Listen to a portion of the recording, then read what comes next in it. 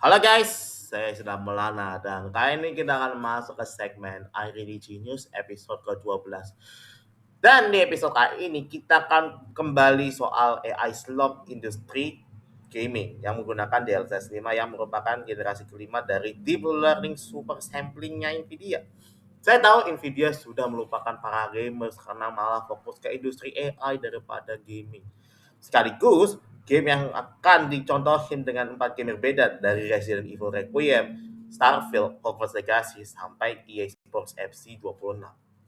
Dan ini memang kontroversi banget ya soal AI rendering di video game yang menjadikan video keempat soal kontroversi AI yang sudah gue bahas ada 4 video soal AI dari kontroversi dari Lee Norwood sampai AI stop di seluruh Indonesia. So, bagaimana slop AI yang dikritik para developer gamer yang membuat AI slop yang bisa merusak kreativitasnya?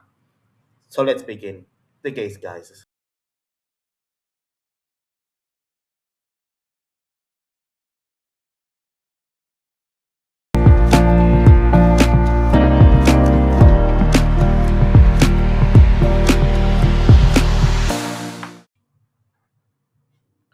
Oke, sebelum kita masuk ke konfliknya, kita harus paham apa itu DLSS.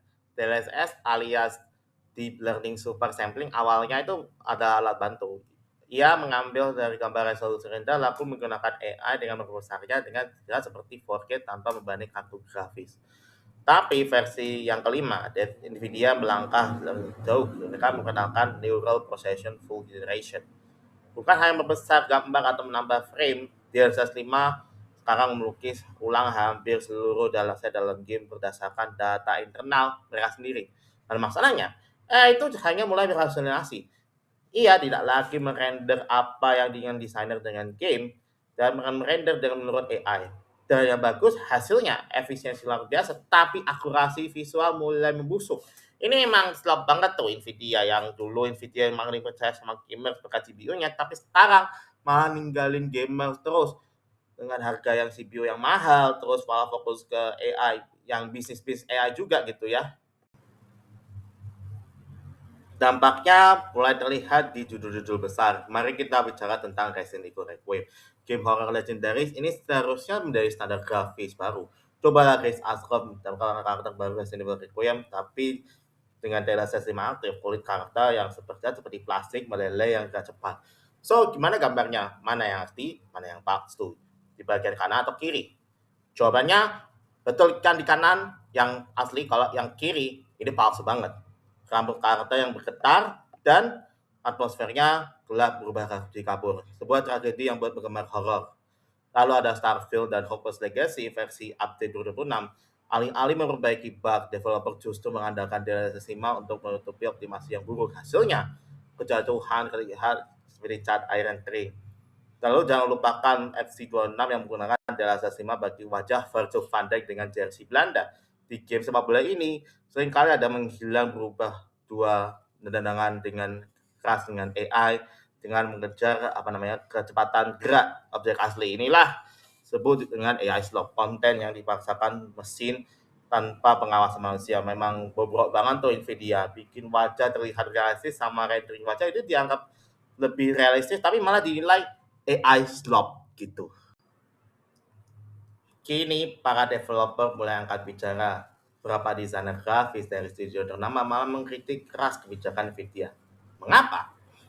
Karena teknologi ini membuat petinggi studio jadi malas, jadi argumen yang sangat kuat. Kenapa kami harus susah payah dengan optimasi kode selama 6 bulan? Kalau kami bisa menyuruh pemain yang mengalahkan DLSS 5 dan mendapatkan 60 FPS secara instan, industri sedang malas. Tekanan dari Nvidia untuk menjual kartu grafis terbaru membuat developer mengorbankan kualitas native gitu ya. Mereka muak dengan karya seni yang mereka bangun yang dengan tinggi. Akhirnya menghancurkan oleh filter AI. Semuanya terlibat dalam dan berminat. Industri game PC kini terbagi.